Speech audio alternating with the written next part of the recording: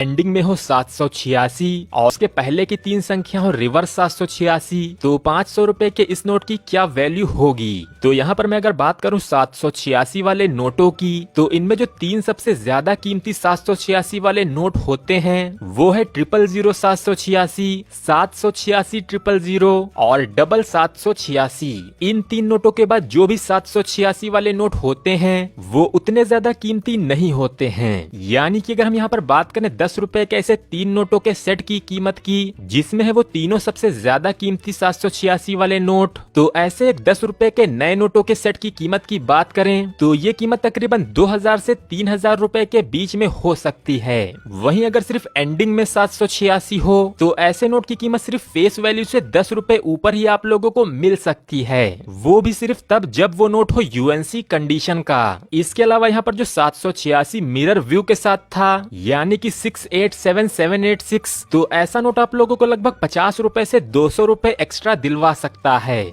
यानी कि अगर नोट की फेस वैल्यू हो 500 रुपए तो उस नोट की कीमत तकरीबन 550 रुपए से 700 रुपए के बीच में हो सकती है। तो अगला कमेंट सेलेक्ट होके आया है करण खुराना जी का। इनका सवाल ये है कि इनके पास एक 1 रुपए का एडवर्ड 7 का क्वाइन है जिसपे ईयर मेंशन है 1902, और जब इन्होंने एडवर्ड 7 के 1 रुपए के सिक्कों की डिटेल्स निकाली तो इनको पता चला कि ये सिक्के सिर्फ 1903 से लेके 1910 तक ही बने थे। तो ये जानना चाहते हैं इनके 1902 के 1 रुपए के सिक्के की वैल्यू। तो यहाँ पर मैं अगर बात करूँ ब्रिटिश इंडिया के 1 रुपए के क्वाइंस की, तो इनमें 1962 से लेके 1901 तक देखने को मिलते हैं विक्टोरिया क्वीन के सिक्के। वहीं 1902 में कोई भी 1 रुपए का सिक्का नहीं जारी किया गया था, और अगले 1 रुपए के सिक्के जिन पर की बना होता था एडवर्ड 7 का चित्र, ये 1 रुपए के सिक्के सिर्फ 1903 से लेके 1910 तक ही जारी किए गए थे। वहीं यहाँ पर अगर हम बात करें करण खुराना जी के 1902 के 1 रुपए के इस सिक्के की, तो इनका ये 1902 का 1 रुपए का सिक्का है एक फेक सिक्का। 1902 का ये 1 रुपए का सिक्का सिर्फ भोले भाले कलेक्टर्स को बेवकूफ बनाने के लिए बनाया गया है, और इसको भारत सरकार ने कभी भी जारी नहीं किया था। और कीमत की बात करें तो न्यूमिस्मेटिक फील्ड में इस तरह के फेक सिक्कों की कोई भी वैल्यू नहीं होती है। हालांकि अगर आपके सिक्के में असली चांदी है तो उसकी कीमत आपको जरूर मिल जाएगी। तो यहाँ पर जो अगला सवाल हमारे पास आया है वो हमसे पूछा है द माइनक्राफ्ट पीडिया अकाउंट ने।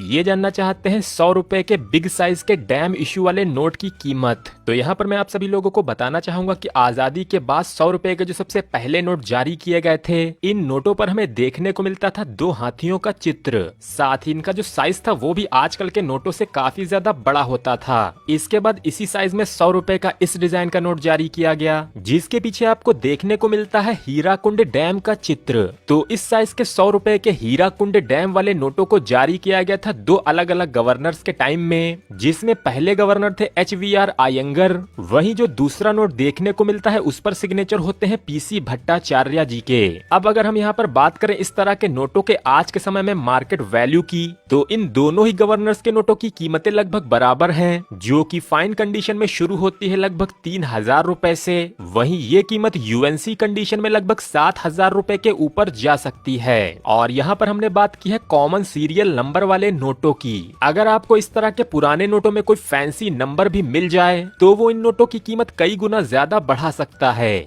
अगला सवाल हमसे पूछा है मधु सिन्हा जी ने। ये लिखती हैं कि इनके पास एक विक्टोरिया क्वीन का 1875 का कैलकटा मिंट का क्वाइन है। ये जानना चाहती हैं कि फाइन कंडीशन में इसकी क्या कीमत होगी। तो यहाँ पर इनका जो सवाल है वो अधूरा है, क्योंकि इन्होंने क्वाइन का डिनोमिनेशन ही नहीं लिखा है कि इनका सिक्का कितने रुपए वाला है। तो यहाँ पर अगर वो सिक्का है 1 रुपए का 1875 का, तो ऐसे चांदी के 1 रुपए के सिक्के की कीमत चल रही है 800 रुपए से 3000 रुपए के बीच में, जो कि डिपेंड करेगी सिक्के की कंडीशन पे। इसके अलावा अगर 1875 का वो सिक्का है ½ रुपए का, तब उसकी कीमत फाइन कंडीशन में 3000 रुपए से शुरू होकर लगभग 30,000 रुपए तक जाती है यूएनसी कंडीशन में। साथ ही अगर वो 1875 का सिक्का हो क्वार्टर रुपए का, तो उसकी कीमत होगी तकरीबन 1000 रुपए से 3000 रुपए के बीच में। वहीं 1875 के क्वीन विक्टोरिया के कॉपर के सिक्के भी आते थे। अब इसमें आने वाले एक हाफ आना के सिक्के की जानकारी मैंने आप लोगों को इस वाली वीडियो में दी थी, जिसकी कीमत तकरीबन 50,000 रुपए तक जाती है। तो इस वीडियो का लिंक भी मैं आपको दे दूंगा ऊपर आई बटन में। तो यहाँ पर जो अगला सवाल है वो सेम सवाल 2 अलग अलग लोगों ने पूछा है, जहाँ पर नोनू खन्ना जी लिखते हैं कि 1 रुपए के 2020 के सिक्के ना ही डेफिनेटिव सीरीज में जारी हुए हैं और ना ही कोई 1 रुपए का सिक्का आजादी की अमृत महोत्सव जो कि 2021 और 2022 में देखने को मिले हैं उनमें भी 1 रुपए का कोई भी सिक्का आम चलन में देखने को नहीं मिला है। और यही सेम सवाल हमसे किया है आरव जैन ने भी। ये भी लिखते हैं कि 1 रुपए के नए सिक्के कब आएंगे और गवर्नमेंट ऑफ इंडिया 1 रुपए के सिक्के क्यों मिंट नहीं कर रही है। तो इस सवाल के जवाब की तरफ बढ़े उससे पहले मैं आप लोगों को बता दूं कि जो 1 रुपए के आखिरी सिक्के हमें देखने को मिले थे वो थे 2019 के। इसके बाद 2019 में इस तरह के रेन ड्रॉप वाले डिजाइन के सिक्के भी जारी किए गए जिसमें 1 रुपए के सिक्के सिर्फ डिस्प्ले में ही दिखाए गए थे। और ये 1 रुपए के सिक्के ना तो 2019 में दिखे और ना ही 2020 में। और इसी के साथ 2021 और 2022 में आजादी का अमृत महोत्सव थीम के ये सिक्के भी जारी हुए। हालांकि इसमें भी 1 रुपए का सिक्का सिर्फ डिस्प्ले में ही दिखाया गया था और इसको भी 2021 और 2022 में आम चलन में जारी नहीं किया गया था। हालांकि अब 2023 में आ चुका है नया 1 रुपए का क्वाइन। इस नए 1 रुपए के क्वाइन को जारी किया गया है आजादी का अमृत महोत्सव की थीम पर और पहली बार ये सिक्के देखने को मिले हैं हैदराबाद मिंट से। इस सिक्के से जुड़ी हुई एक डेडिकेटेड वीडियो मैंने पहले से ही अपने चैनल पे अपलोड कर दी है। आप उस वीडियो को देखकर इस सिक्के की पूरी डिटेल जानकारी पा सकते हैं। तो जैसा कि हमने यहाँ पर बात कर ली 1 रुपए के सिक्कों की, वहीं यहाँ पर 2 और सवाल निकल के आए हैं 1 रुपए के नोटों से जुड़े हुए। यहाँ पर जसविंदर सिंह जी लिखते हैं कि क्या 1 रुपए के नए नोट 2021 और 2022 में प्रिंट हुए हैं। और दूसरा सवाल विश्वजीत रॉय जी ने किया है।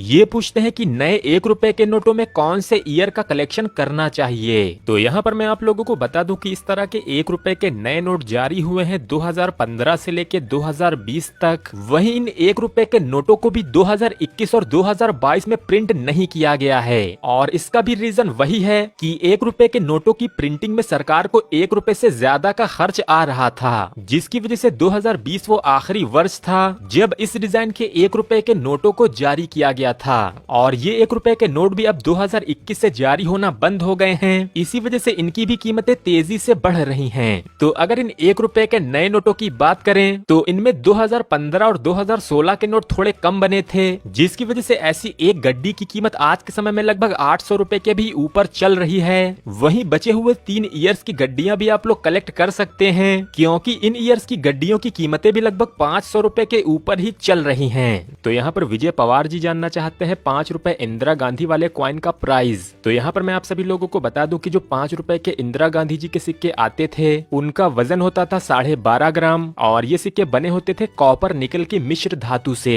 इन सिक्कों को भारत की 2 मिंटों से जारी किया गया था, जिसमें पहली थी बॉम्बे मिंट जिसका मिंट मार्क होता है डायमंड। वहीं दूसरी मिंट थी हैदराबाद मिंट जिसका मिंट मार्क होता है स्टार। यहाँ पर अगर हम बॉम्बे मिंट के सिक्के की कीमत की बात करें तो उसकी कीमत फाइन कंडीशन में शुरू होती है लगभग 20 रुपए से, जो कि यूएनसी कंडीशन में जाती है तकरीबन 50 रुपए तक। वहीं हैदराबाद मिंट के सिक्के थोड़े से कम देखने को मिलते हैं, इस वजह से उनकी कीमत है तकरीबन 30 रुपए से 80 रुपए के बीच में। तो यहाँ पर इस वीडियो का आखिरी सवाल है अक्कू भयानी जी का। ये लिखते हैं कि इनके पास 1 रुपए का 1991 का एक सिक्योरिटी एज वाला क्वाइन है, पर ये कंफ्यूज्ड है कि ये सिक्का मुंबई मिंट का है या फिर नोएडा मिंट का। तो यहाँ पर मैं आप सभी लोगों को बताना चाहूंगा कि इन 1 रुपए के 1991 के सिक्कों को 4 अलग अलग मिंटों से जारी किया गया था। ये 4 मिंट थी मुंबई, कोलकाता, हैदराबाद और नोएडा की मिंटें। अब यहाँ पर इन सिक्कों की खास बात ये है कि 1 रुपए के इन 1991 के सिक्कों को बॉम्बे, कलकत्ता और हैदराबाद मिंट से जारी किया गया था सिर्फ रिडिड एज में, जो कि दिखने में इस तरह के होते हैं। हालांकि यहाँ पर जो 1991 का नोएडा मिंट का रेयर 1 रुपए का कॉइन होता है उसमें आपको सिर्फ और सिर्फ सिक्योरिटी एज ही देखने को मिलते हैं। यानी कि अगर आपको इस तरह के 1 रुपए के 1991 के नोएडा मिंट के सिक्कों को पहचानने में कोई दिक्कत आ रही हो तो इसको पहचानने का सबसे आसान तरीका है इसके एज को देखना।